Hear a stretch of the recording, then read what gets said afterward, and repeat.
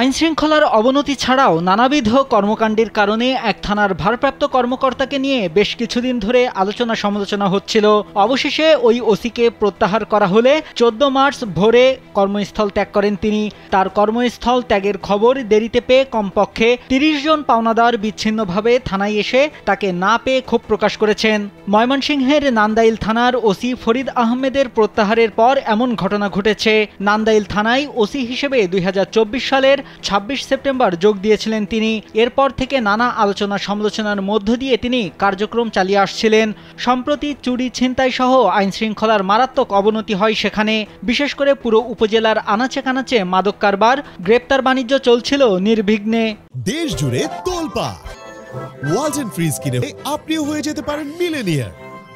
নাম প্রকাশে অনিচ্ছুক কয়েকজন পাওনাদার জানান, ওসির প্রত্যাহারের খবর পেয়ে তারা থানায় আসেন। একজন বলেন, ওসি বিভিন্ন সময় পরিবারের জন্য তার দোকান থেকে পোশাক নিয়েছেন। সব মিলিয়ে 1,04,250 টাকা বকেয়া। আর ইলেকট্রনিক্সের দোকান মালিক জানান, তার দোকান থেকে ফ্যানসহ বেশ কিছু মালামাল নিয়েছেন ওসি।